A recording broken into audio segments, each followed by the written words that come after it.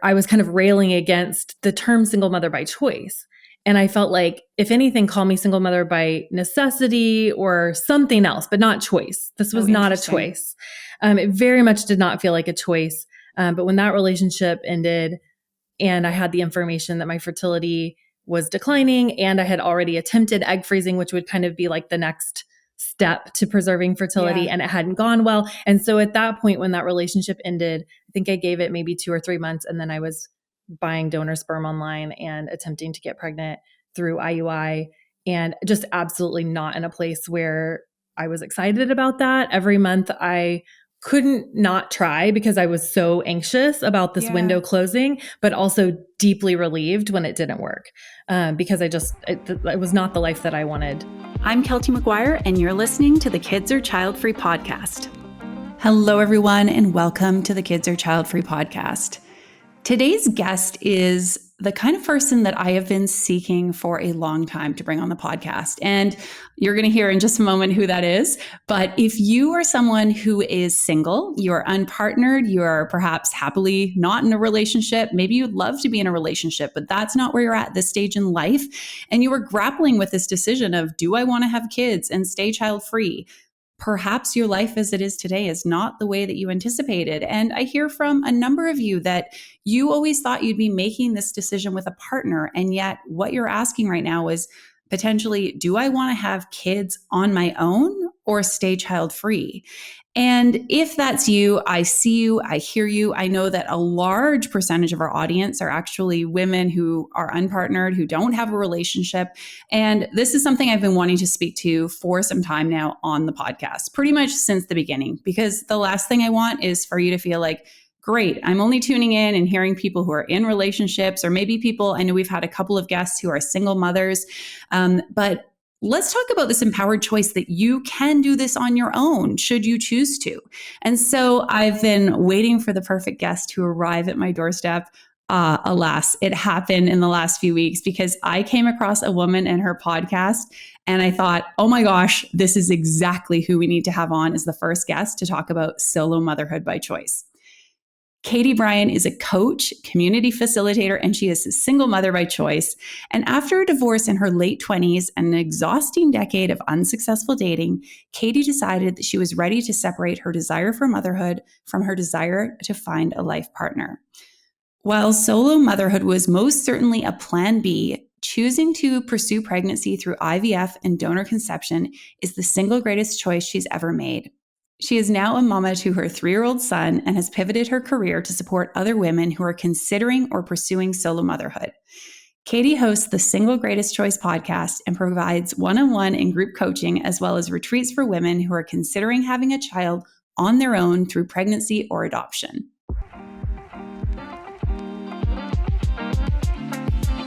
Keltie, you have been much requested. Now, not you specifically, but someone like you. And when I came across you, I thought you were the person we need to have on to have this initial conversation about choosing to have a child on your own.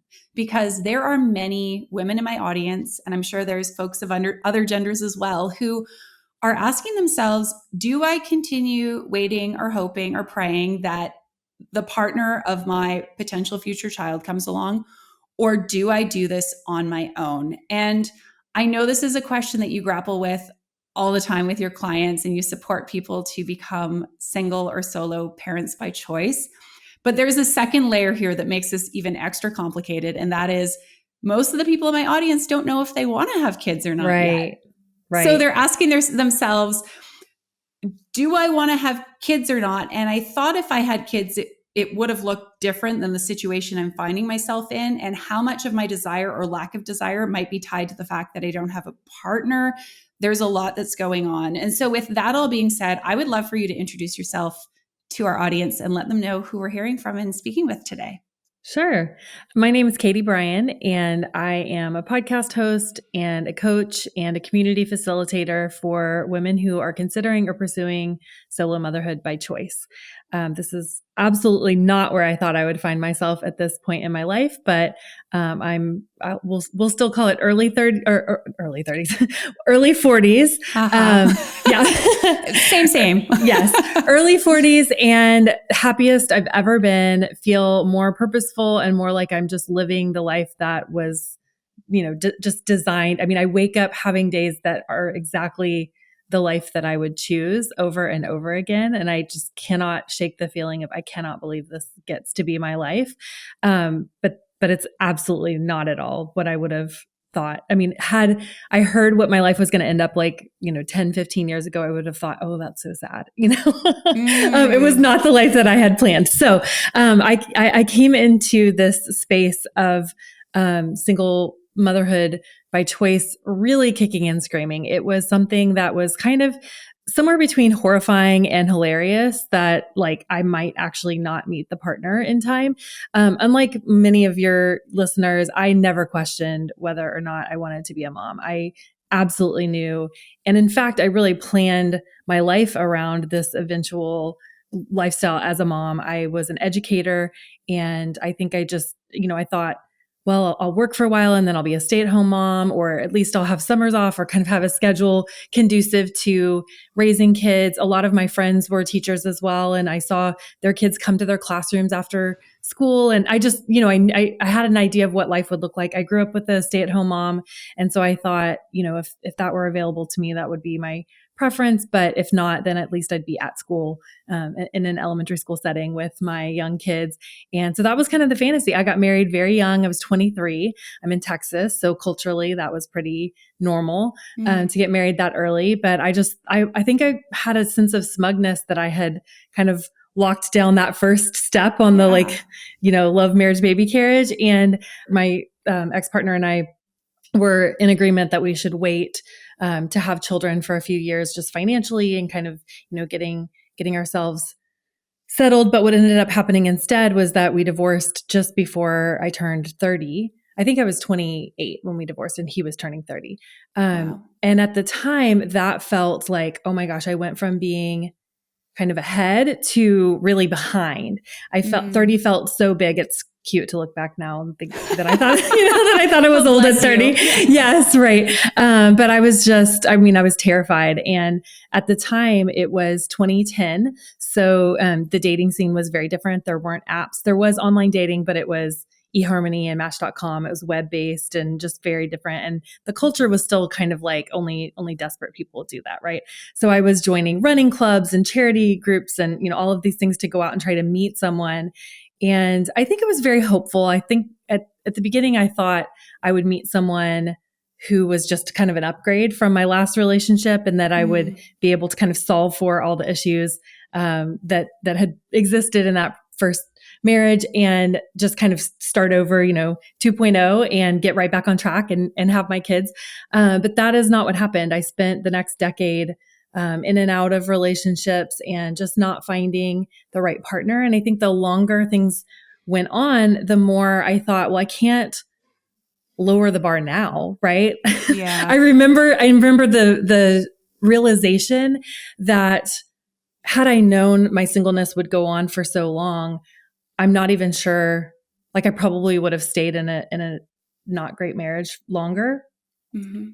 I thought singleness would be this kind of blip on the radar, and that I would just kind of like pick back up in the family life that I had always dreamed of.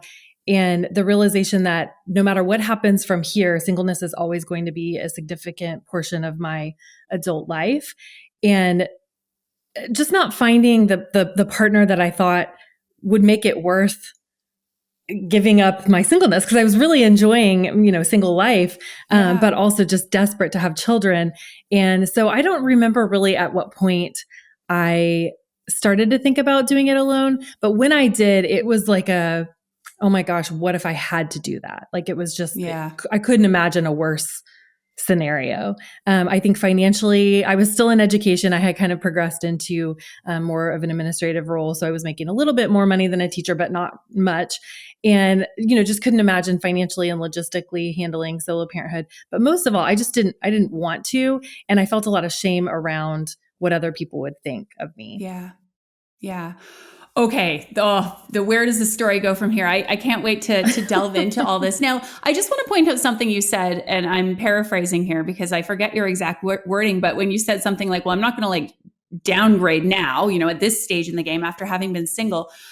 You may not, but I think a lot of people do think about lowering that bar and lower that expectation. I know there's a pervasive narrative of you're just being too picky. Hey, if you want to have kids, you're effectively looking for a baby daddy, which of course is a kind of crude way of putting it. But I find it really awesome that you thought, well, I really do want a child, but I'm also not willing to settle. Would you say that was true or for the whole time? Or was there a point where you thought maybe I should settle? I think I tried settling. I think I was in relationships that definitely looking back were settling. I got very close to getting married again. I was engaged. We had planned the whole wedding. We had sent out save the dates. And at the last minute, I just realized this will end in divorce. Yeah. And I already know that. So why would I go forward? But this man was already a parent and he had sole custody of his child. And so I was really experiencing motherhood in a different way. But I was his son was young and I was getting all of that kind of feedback for like all of my friends who had kids. All of a sudden I'm showing up at the barbecue with a 7-year-old and I was in the game, so I felt like I got to kind of like skip some steps. So it was very hard to let go of the picture of that life. Even though the relationship was not the right one. So I think at that point I was about 35 when that happened, 34, 35. And I think that's where I just realized I'm not willing to settle in a relationship just so that I can have this life look a certain way on the outside or to have that experience of being a mother. I didn't think that would mean I would do it on my own. What I thought that would mean was like, I just need to be more intentional about my dating. And I started treating it like it was a part-time job. I did. Yeah. I did. I dated a lot harder. In 2018, I actually set a goal. I was in a goals group with a group of women where we met together monthly and everybody was working on different things. And some of them were like very tangible, like writing a book or, getting a promotion, and other people were, working on their marriage or working on like less tangible things. And so in 2018, I set a goal of this will be the year that I meet my person.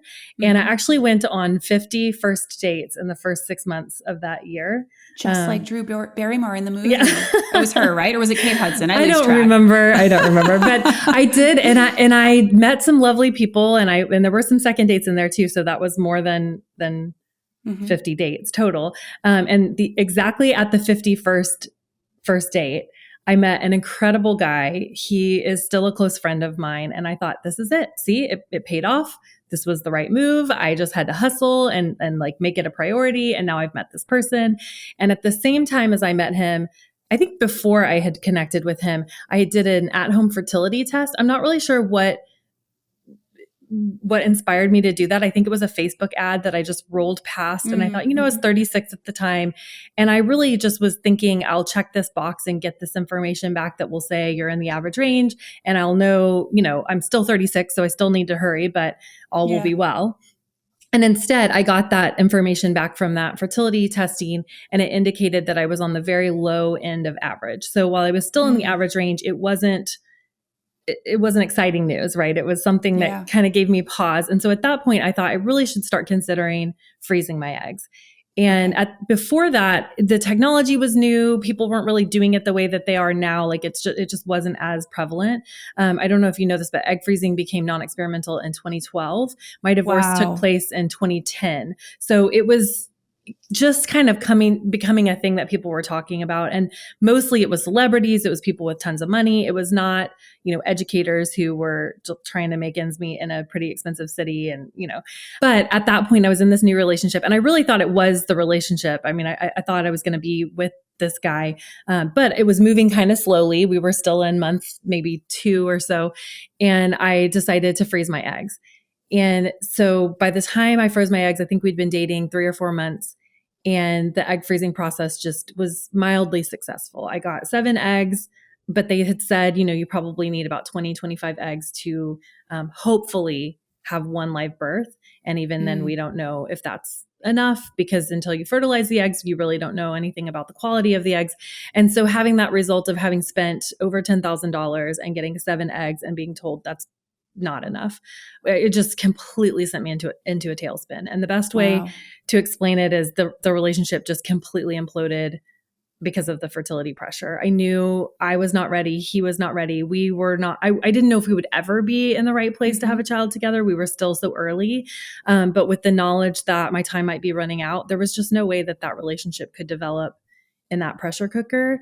And it was really tragic because this guy, I mean, he's an incredible friend and still very important in my life, but we just we couldn't be together at that point. Yeah. So that was where it went from, if I don't meet somebody this year in 2018, I think when I started that 50 dates in 6 months, I thought, if this doesn't work, then maybe I really will consider having a child on my own. But I just thought it was absurd. Like there was no way that was going to be the result. Like I had to meet someone, right? Yeah.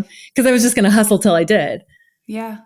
Yeah. Had you at that point, like, did you have examples in your life of people you knew who had children on their own? Or who planted or what planted the seed? I mean, you're a smart woman, but like, what made you think, you know what, maybe I'll just do this?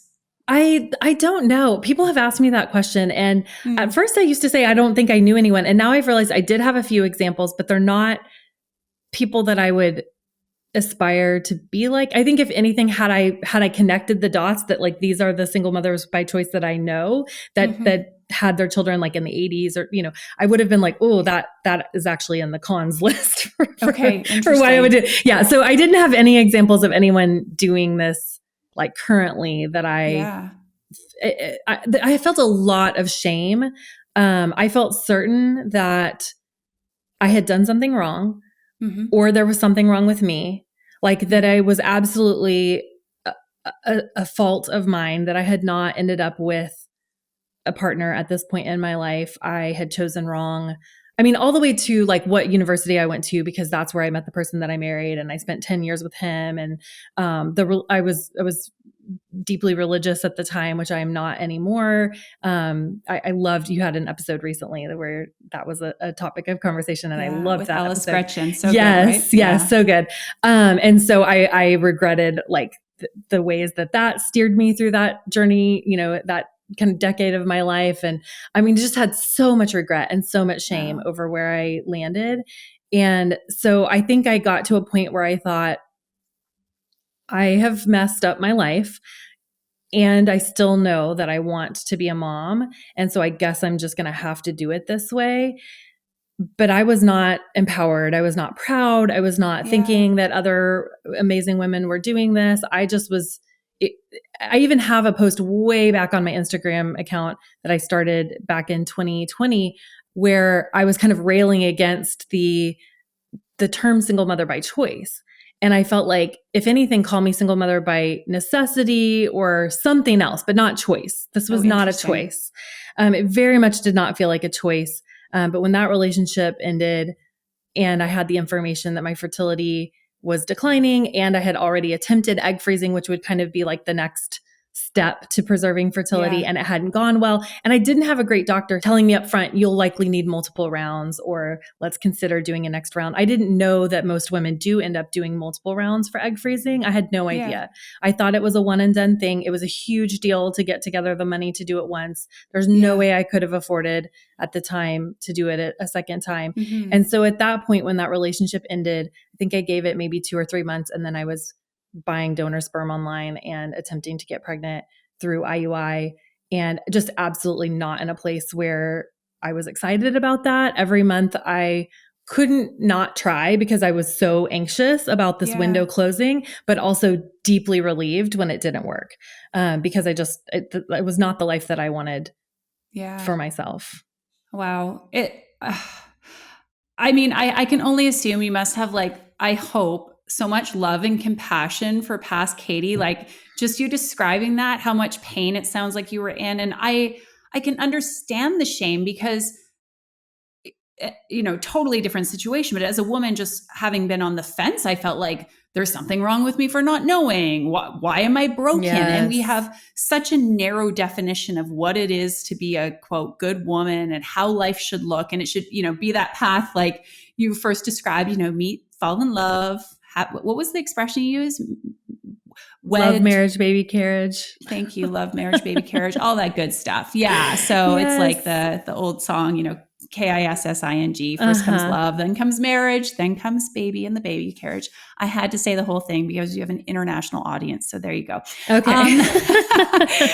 Which I just want to point out is worth keeping in mind as we navigate this conversation. As Katie shared, she is in Texas. She's in the US. Not everything she shares is going to be the same depending where you are in the world. Right. Certainly fertility and donor conception is very different. Yeah. In terms of, who's paying for it, what that process looks like, what donor conception, how that works, what the legalities and the rules and everything around that are. Okay. So you said you did a few months of IUI, which for people who don't know, this is what you just inseminate into the cervix. It actually, it goes into the cervix. So if you were to do it at home, it would be in the uterus, and that's ICI, intercervical, which the wording is very confusing because intercervical, I think, doesn't go past your cervix. It goes like up to. This is very technical, but IUI has to happen with a medical professional because there's a catheter that goes like through the cervix, which is not terribly painful, but it's also not comfortable because that is kind of meant to be a one-way street. So it does need to be done. There's no sedation or anything like that. They might give you a Valium or something to kind of like help you loosen up a little bit. But it is done in a clinic. And so you can have a known donor, someone who is providing the sperm for you. There's a lot of screening that goes into that, a lot of legal contracts and things like that. Or a donor. Most people now are still using the major sperm banks just because it's the most accessible and kind of the easiest way to go about finding a donor. But there are different paths and like very different ethics on which path you choose. Okay. And I do want to delve a little bit more into that in just a moment. And I mean, we can really only scratch the surface where it concerns like this big question of getting a donor and how that works. And like you say, the ethics of it. Now, that being said, you mentioned, when you say like, I went online and was effectively shopping for a donor, a sperm, is that through one of the sperm banks then, or what does that look like? Yeah, it's hard to remember the exact kind of order of operations at this point, but I know that I was very discouraged after the egg freezing. I did not know that I was allowed to shop around for a different doctor and different clinic. I mean, I think of course I knew that, but it didn't occur to me at the time. This doctor was making matters much, much worse by just making me feel so hopeless. And like, I was just kind of already scraping the bottom of the barrel fertility wise, and that I would be lucky to ever get pregnant. And he just had an awful, awful bedside manner and very like, just didn't help me to see that I did actually have choices available to me at the time. So when the relationship ended, so I did the egg freezing while I was still in the relationship. Okay. And then essentially ended the relationship because the egg freezing didn't go well. And I felt like I need to get pregnant now. And even if this man were willing to do it with me, we're not ready for that. We did have discussions about it. And we did talk about a kind of non-traditional family where he would essentially be the donor and we would agree to somewhere between like potentially co-parenting, maybe it would just be my child and he would be the donor and he would sign away his rights. And then maybe a relationship would work out and we would end up kind of being a family. But, it's very messy. Like there were a lot of feelings involved and it was just kind of too much. I also had a couple of male friends who I considered asking, and one actually who offered to be a known donor. But I think just emotionally at the time and just like those relationships, I think if you can find the right person in your life to be a known donor, it's an incredible thing. But at the time where I was and with those particular friendships, it just didn't feel right. So I think what happened was that I went back to the clinic for kind of a follow-up and next steps. And this gross kind of macho fertility doctor was like, well, if you just want to get necked up, I can help you with that, kind of like, and I didn't like, that wasn't what I wanted to do, but I really did feel like at this point I would be lucky to have a baby. Like it was now or never. And I just needed to kind of go with it. So I went into trying to conceive, just like, not just full of shame, but just like really broke it, like just really sad that this was where my life was. And you said earlier, I hope you have a lot of compassion for that version of myself. And I absolutely do. I mean, that woman is my client, and that's who I work with now. Like, my whole life has been altered because of how I felt in that stage, and just not wanting anyone else to ever have to feel that way. But long story short, the clinic, I believe, pointed me to a handful of large sperm banks that they worked with, and really no guidelines. I think I did some genetic testing, and there were certain things that, if I wasn't really a carrier for anything, but had I been, I would need to be cross-checking those things. But they just kind of said, pick a donor, have it shipped here, and we'll get going with this. And so then every month they would monitor my cycle and kind of determine the right timeline. And then I would go in and I would do the IUI, and then honestly go home and hope it didn't work, but pay thousands of dollars for the chance that it might. Wow. And I think I really just thought, if I got a pink line on a pregnancy test, like, surely my desire for motherhood and the knowledge that was happening, like that pregnancy was like happening inside my body, would just like wash away all of the rest of this messy emotional turmoil. That is not what happened. I did. Okay. I'm like, so what happens next? You get pregnant? Yeah. So I did, the first IUI I did, I actually had a chemical pregnancy, which means that I never got a positive pregnancy test on a home pregnancy test. But when I went into the clinic and they did a blood draw, they could see it, like traces of HCG, which is a hormone that you don't have in your body unless you have been pregnant. And then it just went down so quickly that it just was like, I think I knew before. I think I found out at the same time that had happened and that it wasn't a viable pregnancy. So there was never a moment where I thought that I was pregnant, but I was encouraged fertility wise, because at this point I had such a scarcity mindset around my body's ability to become pregnant that I was like, oh, that's got to be a good sign, right? And then nothing happened the second round, nothing happened the third round. I think I switched donors between the second and third round. And honestly was pretty relieved, but also discouraged, because every month I got to not be a single mother by choice for one more month. And also it fed that fear that like, maybe I'm infertile, maybe I've already missed the window. And so in the fourth round, I did become pregnant. And in that week prior to that IUI, there had been more conversations with this guy who I was no longer dating, but was still spending lots of time with. And I was starting to feel really hopeful that maybe that relationship was going to work out in the end. And so I went into that IUI just not even like, it didn't even register to me at all that it might work, because the doctor was awful. The clinic was awful. I didn't love the donor. Like, just all the circumstances were just kind of blah. But I had this one vial of sperm left, and it's expensive. It's over $1,000 for a vial of sperm. And so I threw it up in there with the same attitude that people are like, oh, if no one's going to eat this last piece of pizza, I'll just have it. Like, it just didn't occur to me like that I could actually get pregnant. And then I did. And I was devastated. I mean, just absolutely devastated. I think I was still in a place where I was really wanting this man to save me, even though I knew I adore this person, but I think the relationship would have involved some settling on both of our parts. And I think both of us were kind of grappling with like, do we just settle at this point? He's quite a few years older than me, and he was kind of in the same space of like, it's now or never. And so we were really trying to kind of parse that through. And then when I got this positive pregnancy test, it did not wash away all of the doubt that I was having about this path. It did not make anything better. I was really, really emotionally distraught, and then had a lot of feelings about like, how did I get, like, why did I let myself do this? How did I get here? I was so confused. And I had a work trip. I went to New England and was there alone, and spent some time just kind of walking around this wharf and just pondering and thinking. And I kind of got to a point where I was like, okay, maybe this is just the way it had to happen. And I just have to start now, move forward, and allow myself to embrace this life. Right. And it doesn't make sense. I wouldn't choose it. I wouldn't advise it. I don't know. Like, it's just very confusing, but now I'm pregnant, and I should be excited. I want to be excited. And so I started trying to think the thoughts that would get me excited.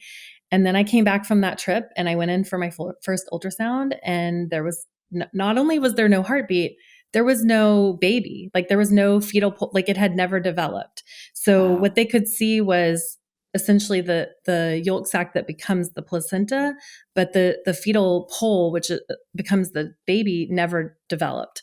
And so even by the time I got home, my numbers were going down. Like it was an early miscarriage. And it made so much sense to me. I'm so thankful for that experience because it was the wake up call that I needed to be like, what the actual fuck are you doing? Like what, like you can't play around with this kind of stuff. Yeah. Like you have to decide what you really want.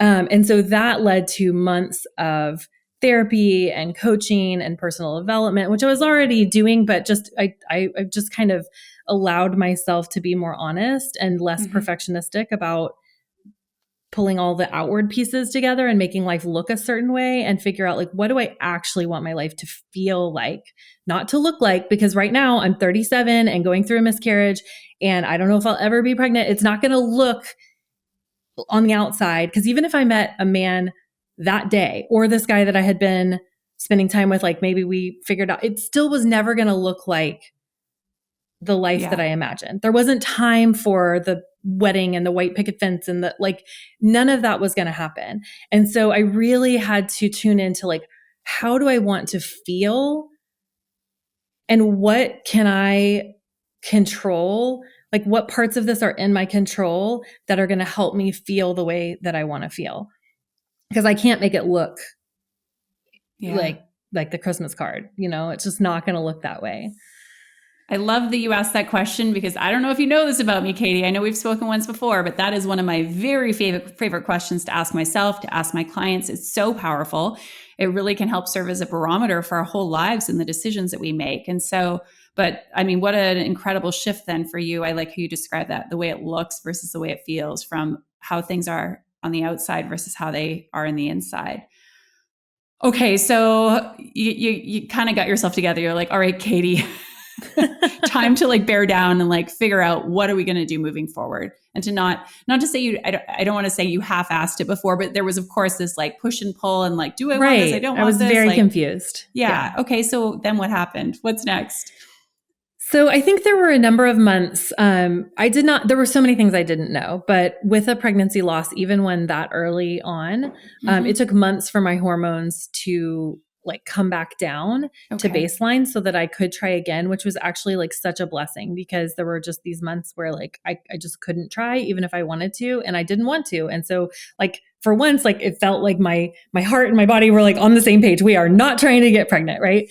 And so during that time, I did a little bit more research. I started to understand just how awful this experience was that I was having with this fertility clinic and that there were other options. I also learned that at least where I am in the US, sometimes regular gynecologists and like OBGYNs will do an IUI procedure in their office. You don't necessarily have to be at a fertility clinic, especially when you're someone like me, who at the time I was still kind of considered no known fertility issues. So sometimes like same-sex couples or women who are getting pregnant on their own who don't have known fertility issues, you don't actually need the support of a fertility clinic. You can just go to your regular doctor. Much cheaper. It's far less monitored. You don't do all the ultrasounds and things. It's just sort of like you use home ovulation tests and it's less precise, but that's why, if you don't have known fertility issues, it could work. So I ended up I've changed donors again and ended up doing 2 rounds of IUI in just a regular OBGYN's office. And at that point, I really was starting to feel more excited about this idea. I found a donor that felt like a much better match for me. And it had been, I think, maybe 4 months since the miscarriage. And it was starting to feel more yes than no. And a lot of times when I'm working with clients, there's this expectation, I think, because it's so intentional to become a single mother by choice, you don't accidentally get pregnant as a single mother by choice. I think there's this kind of like perception that we have to be 100%, or it's like irresponsible to move forward with this unless you are 100% certain. And when I'm working with clients, a lot of times I'm like, well, when was the last time where you were under 50% for like a significant portion of a day, a week, a month? Like, because I don't know that you ever, it's such a wild thing to do, right? To like choose a sperm donor off the internet and like go get pregnant by yourself. Like, I don't know that anybody is like 100%.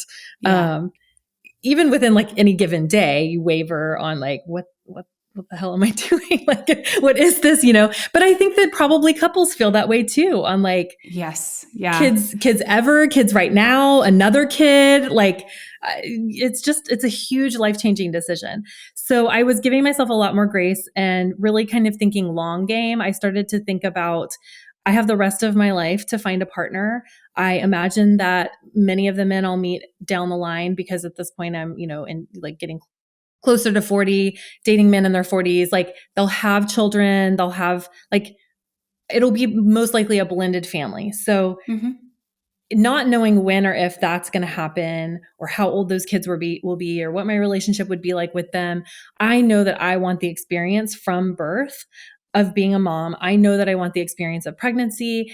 And so it's just time. Like, it's just time biologically, it's time emotionally, like it's just time to do this. And it's not necessarily giving up on a family with a partner. It's just separating those desires and knowing that like, it's time to do this one. And I started to really feel excited about the fact that like I had tried so hard to control the relationship side of the house, and like that to no avail, right? And all of a sudden here's this thing, I'm like, all I have to do is just like get this sperm at the right place at the right time. And like, it just felt so much more doable than like continuing to swipe and maybe meet a person. And then knowing that like, even if I met the right person, you need like months to like ideally years to figure out if this is the right person. And I just knew I've run out of runway. And it was really exciting to feel like I'm down for like this part of the project. Like I can actually see to completion and like make this happen. It just like kind of put the ball back in my court a little bit.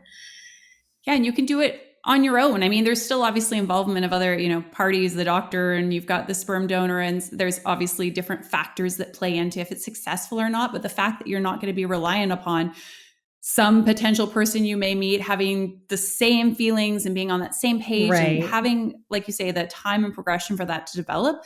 It sounds like you were able to then, after a lot of angst and pain and sorrow, to move to like more of a place of empowerment and excitement. So okay, so then was it like, then you got pregnant? Is what?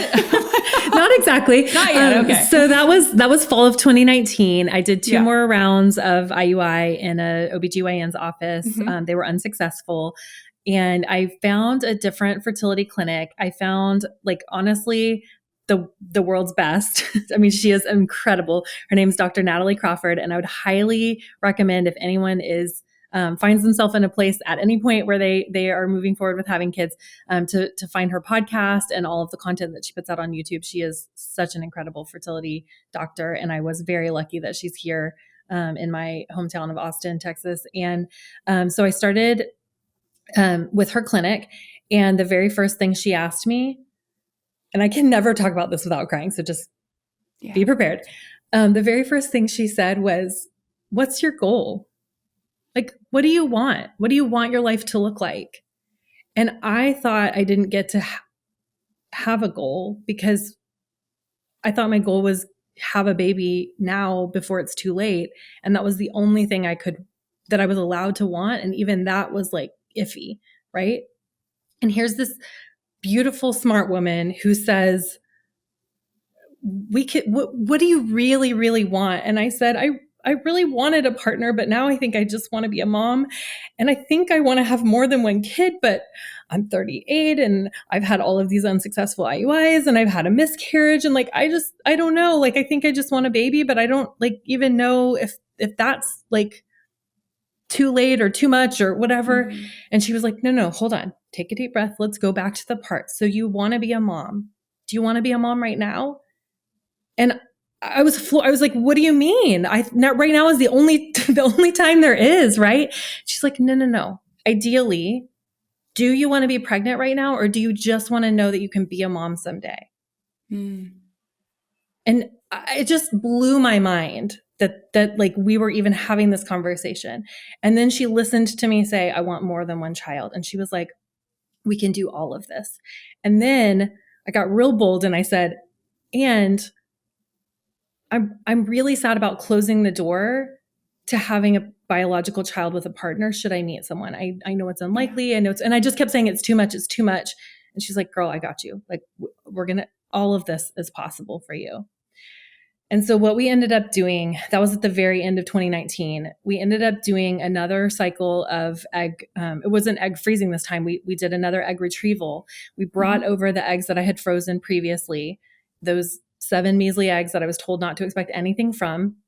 5 of those eggs thawed, and then I got another 7 eggs from a fresh retrieval. It was about a year apart between those two. And so we fertilized those 12 eggs. We got 8 embryos. We sent those a biopsy from each of those 8 embryos off for genetic testing, and it came back with 5 healthy embryos, which is just like wildly unlikely. I was so lucky, statistically such an anomaly, but 5 healthy embryos. Here in the US, we can find out the sex of the embryos based on the genetic testing. So I knew that I had 2 boys and 3 girls, and that each of those embryos was likely to, there's about a 65% chance to lead to a live birth. I didn't want to have 5 kids. I only wanted to have 2 kids. And there's no difference in putting that embryo into a 38 or 39-year-old uterus or a 45-year-old uterus. Like there's just not, as long as you're healthy. I mean, of course there are added risks to pregnancy as you get older, but in terms of what makes it very difficult to impossible for us to become pregnant in our later years, it has to do with the egg quality. And we had controlled for that. Like we now knew that I had what I needed to be a mom at whatever time I felt ready to be a mom. Yeah. So at this point, all of my eggs were in one basket. They were all fertilized with the same donor. Quite literally. So we had, right. So two of the 3 goals had been accomplished. I know I want to be a mom someday, not necessarily right this minute. I know I want to have more than one kid. And I think I want to leave the door open to have a baby with a partner someday, should that partner ever come along at a time when that would make sense. The piece that I didn't have at that point, so now I knew I had high egg quality. I don't get a lot of eggs from an egg retrieval, but they're good quality eggs that make healthy embryos. I did not have the finances to do another round. But at this point, that lovely man that I've mentioned a couple of times, who was still a close friend at the time, he stepped in and he said, I know how bad you want this. I've never wanted anything as much as you want motherhood. I have the financial means. I would love to help you do another round of egg freezing. And so before I got pregnant, I did a 3rd round of egg retrieval, and I now have 12 frozen eggs that have not been fertilized, set aside in the event that I would ever want to have a child with a partner. I'm like, I have tears. What a beautiful thing for this friend to offer you. Oh my gosh. I know. He's the best. What a gift. Yeah. So spoiler alert, I have no desire to ever have a baby with a man ever. But that was not what 2019 needed. Right. Yeah. So we got all of the pieces kind of lined up. I had everything that I want. I mean, I still wanted a partner, but I was so at peace with moving forward. And I just felt so calm and like I could actually take a break. I found out in December of 2019 that about my 5 healthy embryos. And then I did that next egg retrieval, I think in January, like right away after.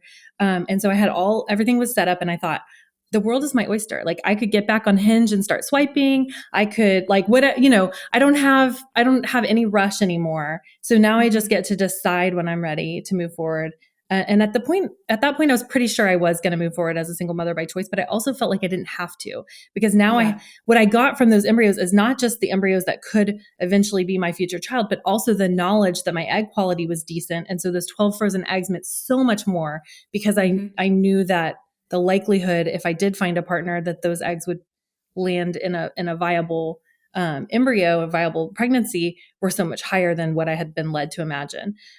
So I was very excited. I did get back on Hinge, I think, for like a hot minute. And then I was like, I'm actually really burnt out on the dating thing. And then a global pandemic hit. I was going to say, this timeline here is sounding a little sketchy. You heading into 2020? Yes, okay. heading into 2020. So it was actually a really nice thing to have the sort of forced break. Because I don't know about you, but I've got a teeny bit of rebellion in me to where tell me I can't have something and then it just makes me want it more. So when the clinics shut down, I was absolutely not planning to do an embryo transfer. But the second I started seeing on the news that fertility clinics were closed, I was like, I want to do a transfer right now. Like, I'm ready. I gotta go. And so by the time the clinics reopened, I didn't rush out and do my transfer right away. But I think just having that time, that space to pause, and I'm kind of making light of it. I know at the time it was very scary. It was, how could you bring a baby into the world in the middle of a global pandemic? I think what happened for me was I got pregnant so early in the pandemic. My transfer with my the embryo that became my son, which was the first and only embryo transfer I ever did, was in July of 2020, which I think at that time we were still at home. We were still very much like masked and social distancing, but we had no idea that a year later we would still be in that place. And so it didn't seem like a big deal to be getting pregnant because I had 9 whole months for this whole pandemic thing to like wear off, so to speak. Yeah. right. Speaking of which, I'm recording as a tail end of COVID. So yeah, it's gone real far away. Still around. Not as extreme, I think, as it used to be. But yeah, of course, none of us knew what to expect. So, yes. Okay. So as soon as you did the transfer, and I think you've already kind of, spoiled the outcome, but that is your son. Yes.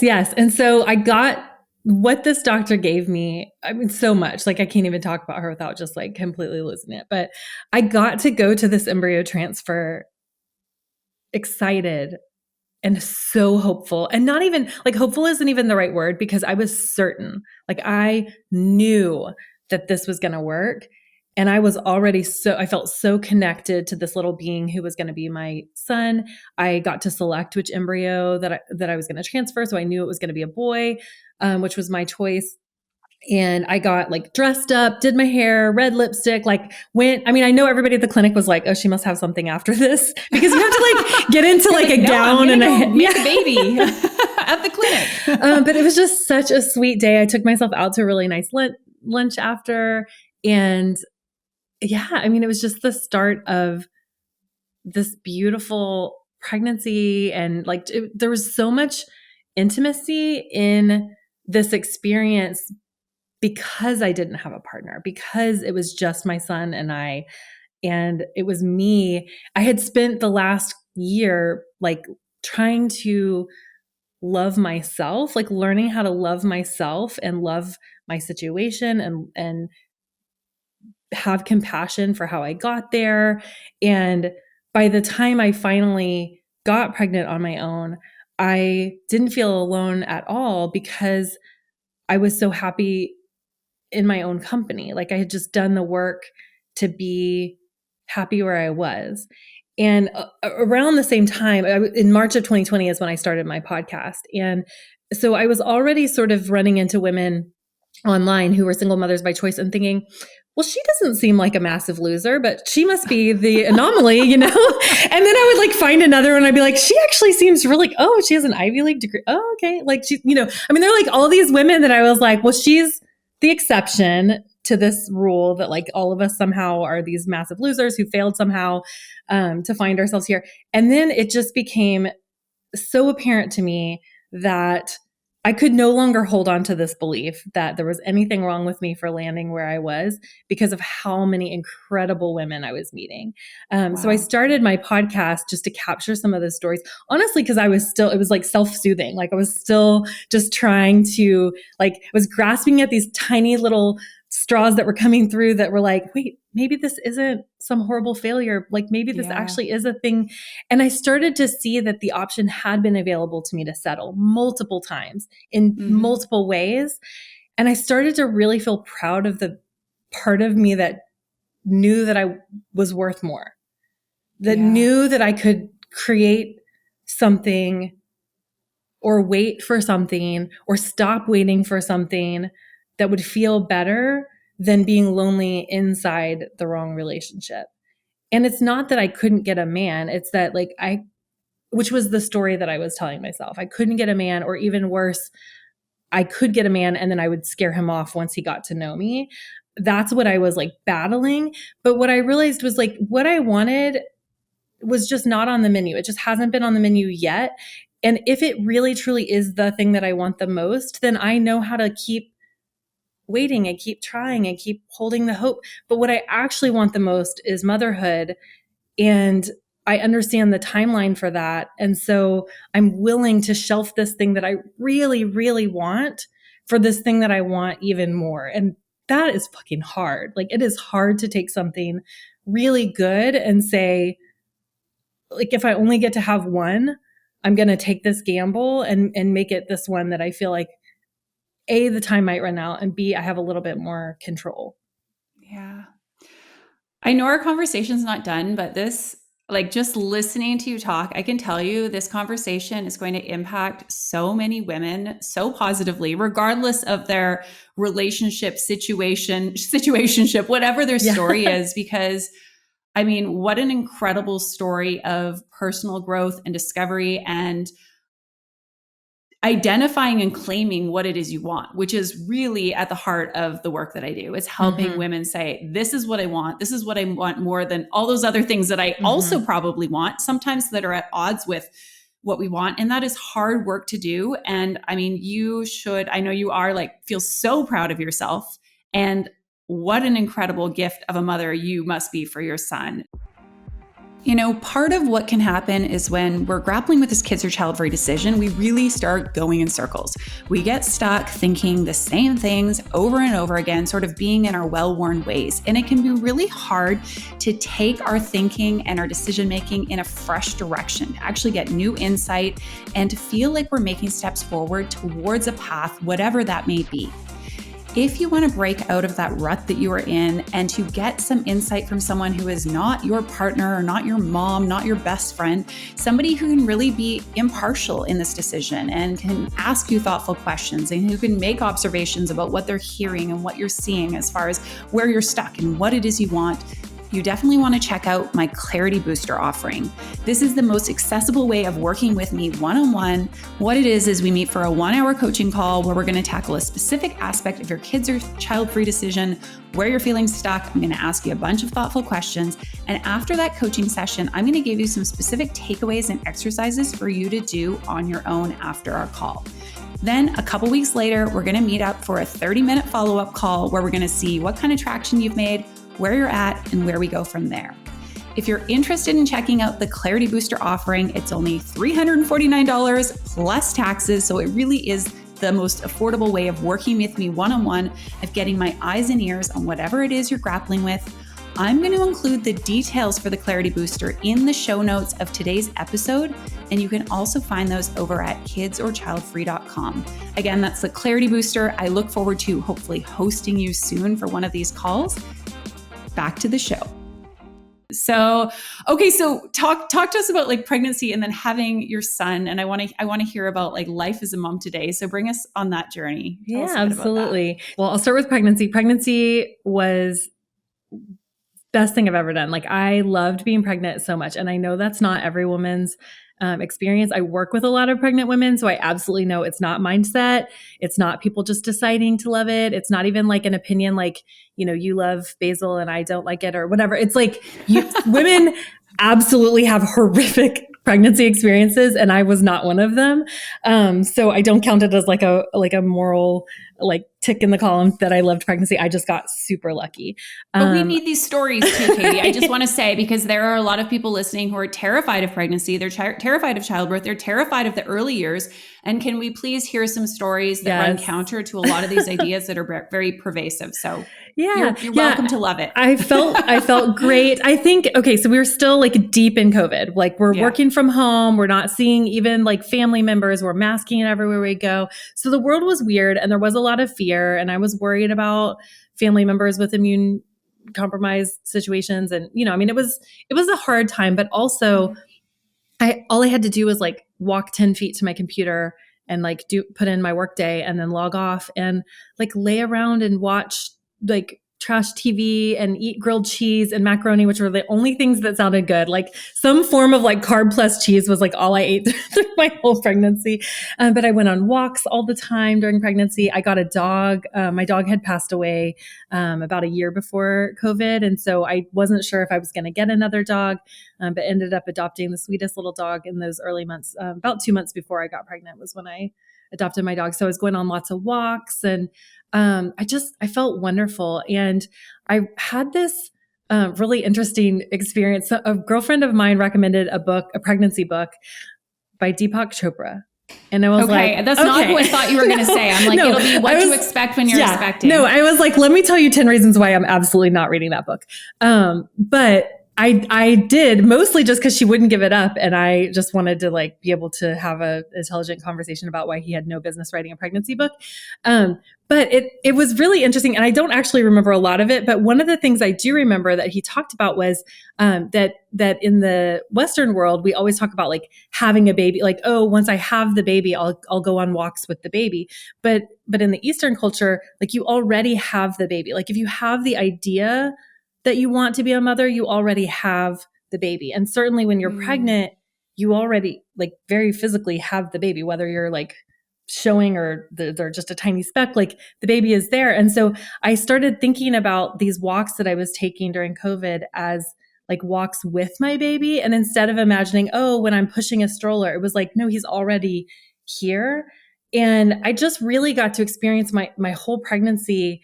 It was so quiet and so focused because of COVID in part, but also because I didn't have a partner. There was just no distraction. And so I really got to notice every little change and every little kick and every little, development. And I was really into the apps that were telling me like what fruit he was the size of that week and all of that. But it was so sweet. And it really felt like that's where we became a team. And it's funny, even now people are like, well, who did you take to your appointments? And I'm like, my son? I don't He was there the whole time. Right. It just seems weird to me. And I get it now, like that most people go with partners. And so women who don't have partners may want to bring a friend or a parent or whoever. It never occurred to me. I mean, to me, it'd be the same as like, I don't bring anyone to my dental cleaning. Like it was a medical appointment, but it was also just this sweet, intimate moment with my son. So anyway, I loved pregnancy. I loved birth. I had the most incredible birth. And I mean, I don't want to say it's been smooth sailing since then. I'm not saying it's not hard. It's definitely challenging, but I have never been happier. My son is my favorite person, hands down. I love hanging out with him. I have just endless patience for things that I just cannot believe that I have patience for. And I love it. I love life as his mom. I love getting into the things that he's into and hearing how he sees the world. And it's just, I love it. I'm so happy with him. How old is he today? He is 3.5. Wow. Must be like, I'm sure every day is a new adventure and a new discovery. And I can only imagine how interesting it must be. Like, I mean, I'm sure just when you, and of course, hey, child-free person here, but like just when you think you know him and you do, but like there's a new layer. And I that's what I hear from parents. It's like you're discovering who this person is as they discover who they are and as they learn about the world. The other fascinating thing, that's absolutely true. And the other thing is he tells me who I am all the time.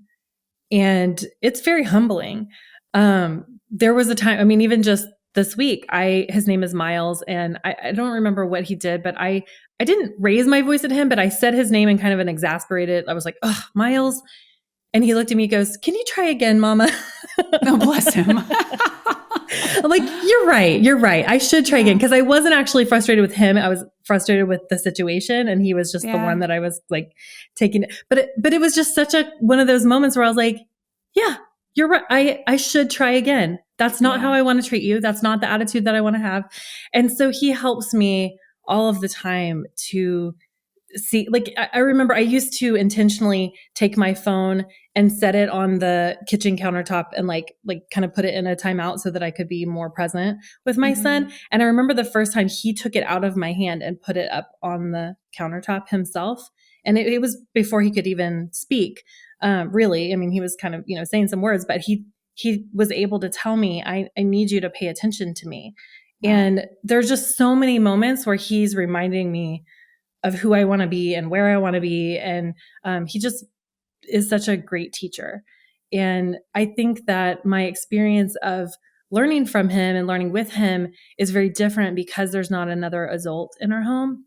And so a lot of the dynamic is between the two of us, like eye to eye with each other. Whereas I think if there was another adult, a lot of the conversation and a lot of the, even just the, what do we want to have for dinner would be happening up above his head and he wouldn't be as involved. And so I used to think it was a deficit to a child to only have a single parent because you've got, in my mind, half the resources. But what I see in our experience of living this way is that he actually has so much more input and so much more connection because my attention is not divided. I mean, it's divided between like keeping the household running and, a million other things, but relationally, he's it for me.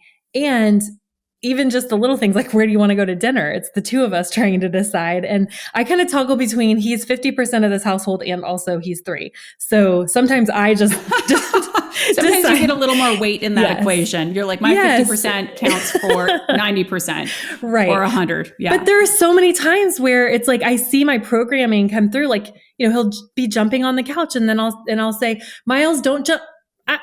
Actually, you know what? Jump on the couch. Like, what am I? It's a crappy couch. Like, I don't care if you jump. If you fall, you're not going to get that hurt. Like, jump on the couch. And so I get to just kind of let him lead sometimes. A lot of times our weekends, I'll sort of set aside, like, this is my day or my few hours to do food prep or clean or like the things that need to get done. But then I genuinely will ask him, like, what do you want to do? And I'll maybe give him a few choices and we'll do whatever he says he wants to do. And there have been many times where he's pivoted our plans just because he's mentioned something. I'm like, you know what? Frozen yogurt does sound good. Let's go do that. And I just don't know how that would look with another adult around. Yeah. Those are really interesting observations. And I mean, I like everything you're sharing in this conversation because you are, I guess, painting this experience of being a single parent by choice as it's not a deficit. It is a beautiful, rich, equally valid path, and it has beautiful things about it that may not be present in a partnered relationship with a child or kids. So, I think there's such a message of not just hopefulness, but excitement that I hope that the women who might be listening thinking, hey, maybe I'd like to do this on my own, that they're feeling. Mm-hmm. And so on that note, because I mean, this is the work that you do now. And I'd love to maybe if you can just give a little bit of voice to the work, the coaching work, the podcast, et cetera. But for listeners who are thinking, okay, I'm on the fence, but perhaps if I knew I could do this on my own and I could have the kind of experience like Katie describes, of course, uniquely, whatever their life and experience looks like, that they might be interested in that. What I want to, first of all, know a little bit about the work you do, but like, what sort of counsel would you give to someone who is even considering or toying with the idea of pursuing parenthood on their own? I mean, I think that it is really helpful if you're considering or you're on the fence to separate out the like we were talking about earlier, what it looks like on the outside from how you want to feel inside it. Mm-hmm. It's so hard, but trying to set aside the logistics. Of course, there is a certain amount of privilege that goes into even being able to consider this choice. There are financial implications that many, many women may want to make this choice and just honestly don't have the means. But I talk to so many women who their hang up is something like, I have to shovel the snow. There's like a mandate that we have to shovel our walkways, and what would I do with the baby? And so I just don't think I can do this whole thing like motherhood because of the snow shoveling, or I live in a 3rd floor walk up and how would I ever get the baby and the groceries? And those types of things, like they really do hold women back. And I understand that. I had my own hangups about how I would make it work and would I have enough help? And I had a story for a long time about if I do this, it will mean I need to move to Houston, and I have no desire to live in Houston, but I do have more family support there. Mm-hmm. And so I coupled these two decisions as like they were one and the same. I could move to Houston and have a baby on my own, or I could stay in Austin and not. And it sounded horrible. And I just, so I didn't do it for, for a while because of that. But I think just like really getting in touch with the feeling of like nurturing, not just the baby, but like getting past the baby stage into motherhood and like being someone's like place to land, like someone. I think that like to get in touch with your desire for motherhood, it's like knowing that like you welcome the hard stuff. You are ideally the person that this other little person is going to turn to. Like it is saying yes to absolutely excruciating, painful situations, not just the ones that you've already lived, but like now you're kind of someone else's are going to be a part of your being. Yeah. It's just, it's so separate from the third floor walk up, right? Yeah, 100%. And so with the work you do, I mean, how did you had, as you've shared, quite a journey to becoming a single or solo mom. And by the way, are we using the right terminology? What do you prefer? Yeah, Solo mom or either single one. mom? I typically say solo mom, but there's no, I mean, they're interchangeable. I think single mother by choice is really widely used. So okay, and even language, if people want to use the Google and find out about what single mother by choice, I think options look like. Yeah, I think you'll find more under single mother by choice. But I prefer solo just because it's clearer. Like when I say I'm a single mom, people automatically assume, oh, well, what weekend does your ex have your kid? Well, no. I'm like, I'm not just separated like I did. There is no ex. There is no other partner. So solo is just different enough where people kind of question it, or it just, and then in situations like at the doctor's office or like at the school, I'll say I am his sole parent, because I think that really implies like legally there is no one else meant to be picking this child up or signing forms or anything like that. Yeah. Okay.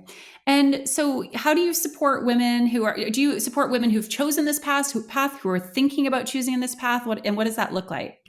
Yeah. So I started with just working with women who were in the kind of discernment stage, or they had maybe made the decision, much like where I was for a very long time. I knew I was going to do it. I just didn't want to. And kind of working through the grief and the shame and the stigma, perceived or real, just all of that. So my work really began with women in that stage, and it began with one-on-one coaching before my son was born. And I had gone through a coach certification. I was really I was doing a lot of work with coaches and consuming podcasts and things like that were life coach adjacent. And so I just decided to go through this coach training really for my own knowledge. And then I had some practice hours that I needed to do. So I was already doing my podcast, and I thought I'll do some coaching with, some of these women in these Facebook groups, or, that I was kind of scouting for podcast guests as well. And so I did just few, I can't remember how many women I worked with, but a small number, maybe 10 to 15 women in the year leading up to my son's birth and like during pregnancy. And I think it's so cute that I thought I would take like a 3-month break after the baby's born, and then I would maybe like come back to it, because I was still working full time. And this was just a thing that I was doing in the evenings. And so I thought maybe I'll get a babysitter, and one night a week I'll have like 2 or 3 clients. And it was 15 months before I like came up for air and was like, maybe I could do this again. And I thought it would just be a nice thing for me. It's so meaningful to me to connect with women who are considering solo motherhood, and in that space where I was, of just like in so much resistance, but also just seeing that like nothing else really makes sense. If they want to have a child, it's time, it's go time. Like you're out of runway. And also this is not what you expected or imagined for yourself.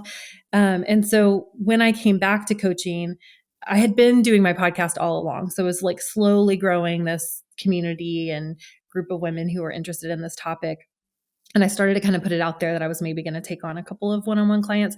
And the demand was so great that there was no way I could have met that demand within a year. So I just knew I had to do something different because I really didn't want women to feel alone in this, but I personally couldn't meet the need. And I didn't know anybody else that was doing anything like what I was doing. And so I started doing group coaching, and I was really uncomfortable at first because I had no idea. That wasn't part of my training. So I was kind of winging it. But I started just picking topics like choosing a donor or telling people in your life who might not be supportive, or, just some of those different topics that a lot of us grapple with. And women would come to the call, and it was a great experience. And I felt like the coaching was going well, but I also just really had a sense that what they were coming for was to see who else was on the call and to hear their stories and to know kind of how they wound up here, for lack of better explanation, like how did we all, like, who are these women, and are they like me? And like that sense that I've done something wrong. Like, do I see that in these other women, or like, are they just like normal people that I would want to hang out with? And so I started hosting community groups, which were separate than the group coaching, where it was just a container for women to come together and talk about the things that were on their mind. So I'd have them tell me what topics they wanted to talk about, and I would organize all of their ideas into themes. And then we meet for 6 weeks, and each week is a different theme. And then these women stay connected in a WhatsApp group. And I started this over 2 years ago.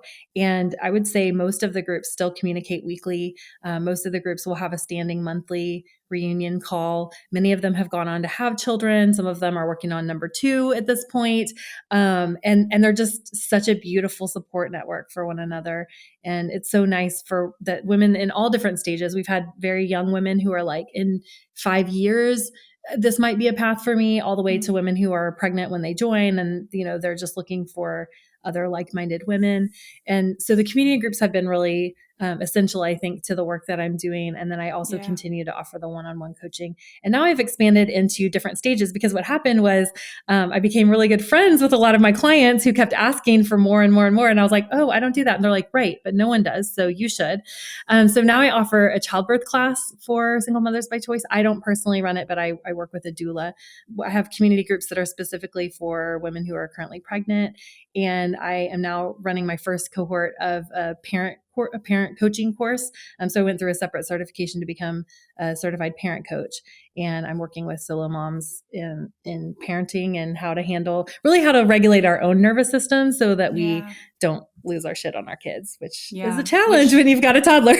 And solo parent or not, that's the work that all parents need to be doing. Right, right. I'm sure it's even more at the forefront if you're the solo parent for a child, because there's no like playing handoff or having somebody else step in, right? And it can be super triggering, because a lot of the content out there for parent support does involve hand off the kid to your partner and go take a walk around the block. And, when that's the solution that's being offered and you're at your wit's end, like, you really need something else. And so I've just kind of leaned into the various needs that I've seen in our community. And it got to a point where I didn't have time to go to work anymore, because there was such a need here in the solo mom community. And so they just recently scaled back at my job. I stayed on part-time to get my healthcare benefits, because that piece was a little bit overwhelming to figure out the logistics of how do I make sure that my son and I have healthcare and all of that.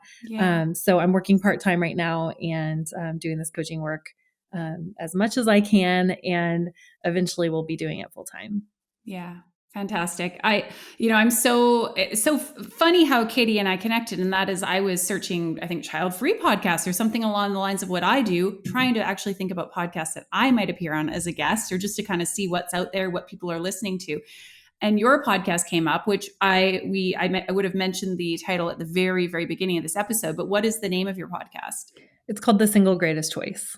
The Single Greatest Choice. Yeah. And so this podcast came up, and Katie came up, and I was like, we have to connect. And I think there's some really interesting parallels between the work that we do, in the sense that we both really had this sense of shame and disconnection and feeling like I'm the only person, I'm the weird one, there's something wrong with me, to now doing work to support people, all, different aspects of this big choice that we make. But I mean, the fact that I know you've shared with me, there is virtually no one offering the work that you do, and that you're able to provide for these women through all different, steps of this decision to go solo, is just incredible. So on that note, I have many more things I can talk to you about, and I will not delve into I'm going to try and keep this somewhat brief, but I do have a couple things that I want to backtrack to because I kind of like had a couple of cliffhangers. And if my listeners are anything like me, which I know some of them are, they're probably thinking, hold on, you said you were going to talk about that. And so one thing is, and this is kind of timely in the sense that I spent the last 2 nights watching The Man Who Had 1,000 Kids. And I thought, holy smokes, which, if you haven't seen this show on Netflix or heard about it, it's essentially about a sperm donor gone rogue who jury's out on how many children this man has, but I think they were probably perhaps a little bit on the, what do you say? The side of erring on the side of caution when they said 1,000, because he very well could have many, many children. And I hesitated. I thought, should I even talk to Katie about this? Because I can imagine as a solo parent who's used a sperm donor, if that were me, this would be the last thing I'd want to even think about. But I think it brings up some really big, important questions around the ethics of not even the ethics of using a donor, but how do we use a donor and ensure that we are finding ourselves and our children in an ethical situation? So can you just maybe touch on a couple like key level considerations that you either made or wish you made where it concerned this selecting a donor? Sure. Yeah. And I think, as you can imagine, the show has come up quite a bit in conversations that I've had. I have not watched it. Yeah. I haven't watched it, not because I'm actively not watching it, but just because I don't watch any TV because I just don't have time.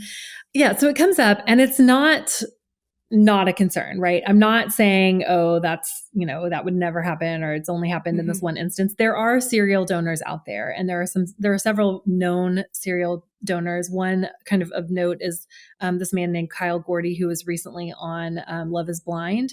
And he has actively promoted himself as a serial donor, very similar to the man with 1,000 kids.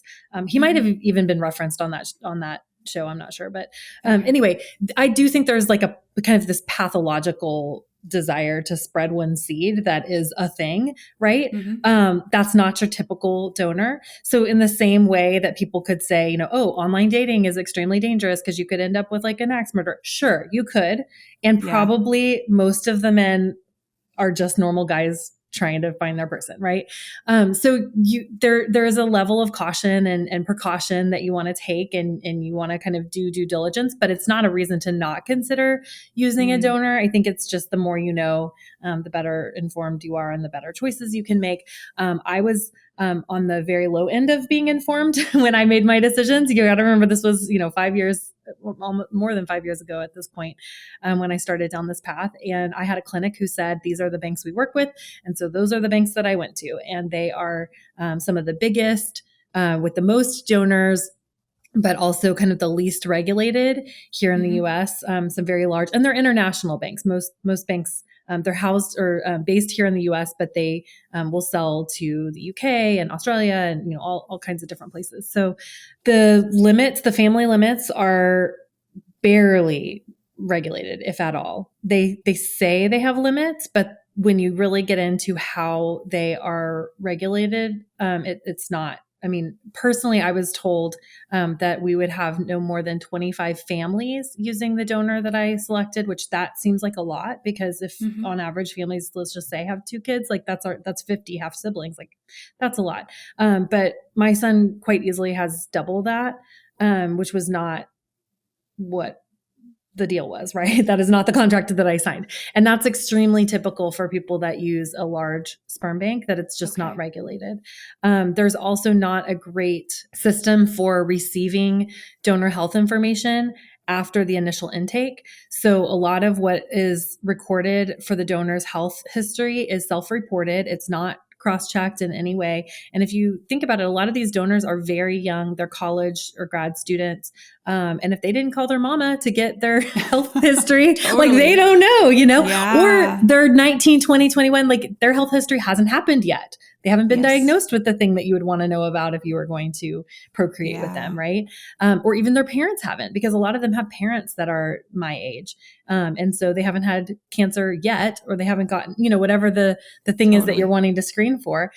So there isn't a lot. And I know several donors that I've connected with who are donors and kind of like me, just, didn't know what they were getting into, but I've had conversations with them. And one of them told me, I did have a medical thing and it was minor, but it was hereditary and something that came up post donation. And I contacted the bank to inform them. And they asked, like, basically had it manifested into a major health issue, and it had not. And so they said, well, we don't have anywhere to record that or capture that, or like basically call us back if you get really, really sick. Wow. Yeah. Yeah. So it's something that, like, absolutely there is a need for reform. There's a need for better regulation, and there are groups working on it. And it's certainly something. The U.S. Donor Conceived Council is a really great resource for information about. There are some banks that are slightly better, and the USDCC has a stoplight chart with like red, yellow, green that kind of highlights like different ethical or legal concerns, and then kind of shows you red, yellow, or green. Unfortunately, there's no bank that's all green. They've all got issues.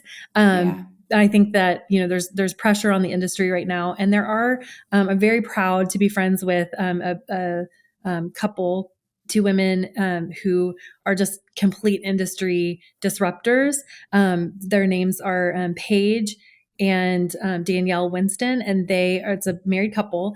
And when they were ready to grow their family, they just were not having it with what was available in the major like sperm bank industry. And so they started a donor concierge service. And what they do is they help to match known donors with women or families who are looking for a donor, and they facilitate a connection where they meet online over Zoom and like facilitate a relationship prior to that conception. And then they limit the donor to up to 3 families.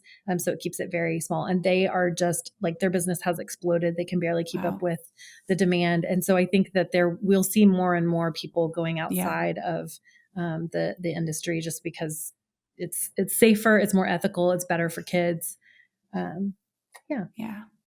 Well, I'd love to get those couple of names that you mentioned that we can link to in the show notes if anybody's considering going that route. And I think probably the biggest sort of take home message, if you will, is like making sure that you're doing your due diligence. And obviously, I'm sure for people, especially once they make this decision or they really know they want to have a child, it can be easy to like, and I think this is what you see in the show, the Man with 1,000 Kids, is just this desperation that like probably what would have been some good like checks and balances and like considerations to make were not necessarily made, and that can of course have consequences. So for sure, yeah. And I'm happy to talk with anyone that is considering and feeling fear around donor conception. That's a big part of the work that I do. There are ways to cut corners, and this is just not the time. I mean, it's like buying a house where there's like a shoddy foundation, or just like you don't want to cut corners on choosing your donor. So what I mean by that is like there are Facebook groups where you can connect with a guy who will meet you at a hotel or whatever. Like, don't do that. Don't do that. That's kind of a bit of what happened in this show. Spoiler. And he also is on a lot of the big or he's in a lot of the big sperm banks, but there was a lot of like dicey stuff where I thought, oh wow, I mean, you don't know if this guy has HIV. Like he's just showing up at your house with his sperm, and we could have a whole other conversation about this show. And so that's what I will say. As far as the sperm banks go, I mean, at a minimum, there has been medical testing, and they do screen for STIs and things like that. And they do. I mean, they do make an attempt to collect medical history and things like that.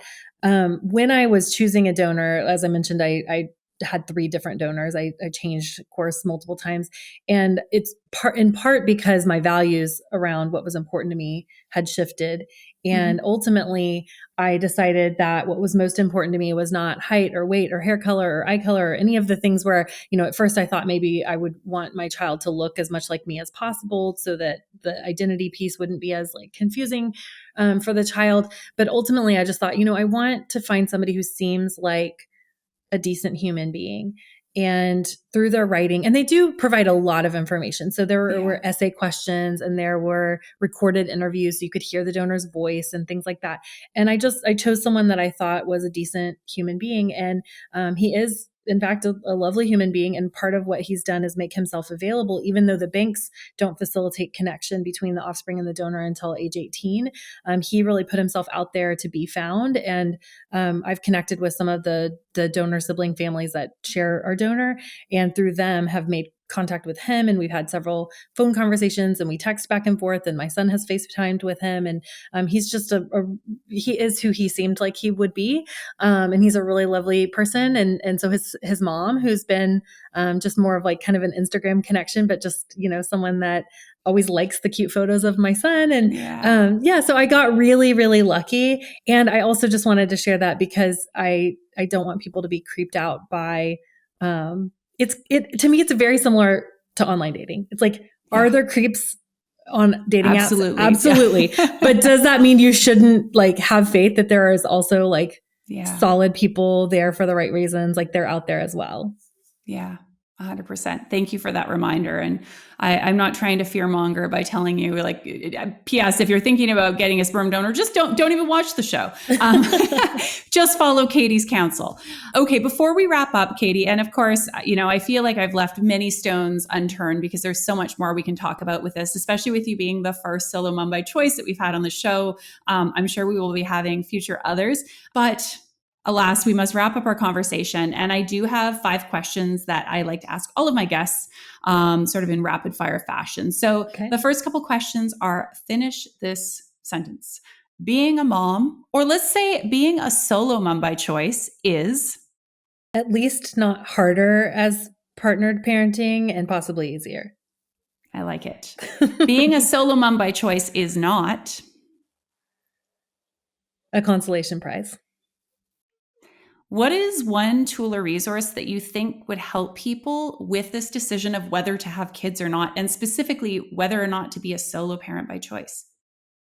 Understanding that nothing outside of you is going to create the way, like the feelings that you want to have. It's always going to be your thoughts about your circumstances, not the circumstances that are happening to you. Yeah. Wow. Great advice. All right. And what is one thing that you would like child-free people to know? Sleep in, go to yoga.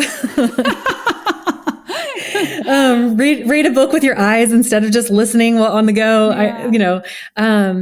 No, I think that just like parenting solo is not less than parenting partnered. Living life child-free is not less than, it's different hard. It's different easy and it's different hard, right? Like it's a different choice, but they're all equal. Yeah. And you'll likely experience grief and joy either way, right? Like there's not one that's going to put you outside of feeling your emotions. 100%. I couldn't agree more. Okay. And the very last question, I know you have given us some advice and some counsel, but if somebody is on the fence about whether or not to have kids, what advice would you give them, or what would you tell them? Try to think beyond the first few years and really think about like, what do you want life to look like 10 years from now, 20 years from now? Because I don't think there are people that love babies, but I don't think if you're just signing up for this first few years, I don't think it would make sense for anyone to do it. Right. Yeah. So I think just trying to think beyond the logistics of the early stage. Yeah. All right. Well, tell us, where can we find you, listen to the podcast, potentially if we've got women who want to pursue this route or consider it, how can they get in touch with you? What are all the things we need to know? My website is singlegreatestchoice.com, and that's also where you'll find me on Instagram. And so I would say everything is there. And if you are not sure where you fit in this space, I'm always happy to do a discovery call. I think that women who are a strong maybe, or even just like maybe might fit in really well in a community group where you get to hear other women kind of thinking through the big rocks, the big worries and logistics of this choice. That may really help solidify one way or the other for you, or some one-on-one support. But yeah, I think that if you're on the fence, it's worth exploring. Yeah. Thank you so much, Katie Bryan. It's been a pleasure talking to you. I loved hearing your story. I'm so happy for you and for your son, who has a wonderful mom. And hopefully we can have you back on here someday. Yes, soon. I would love that. Thank you so much. Thank you for tuning in for this latest episode of the Kids or Childfree podcast. I hope you found that conversation insightful and valuable. And if you did, I have a special request to make. And that is, I would be so appreciative if you would go leave a review or a rating over on Apple Podcasts or leave us a rating on Spotify, both of which can be done via the Apple Podcast and the Spotify apps on your mobile device. If you go do that, that is going to be a huge help in helping the Kids or Childfree podcast get discovered by more listeners, more people like you who are on the fence seeking clarity with this decision. So hop on over. I mean, if you're listening on your device, you're probably there right now. It'll quite literally take you anywhere from like 10 to 20 seconds. Leave us a rating. Again, you can do that on Spotify or Apple Podcasts. Or if you're on the Apple Podcast app, you can also leave us a review with some kind words sharing what you think about this podcast and why you suggest other fence sitters should tune in. Thank you in advance for doing so, and I wish you a beautiful rest of your day.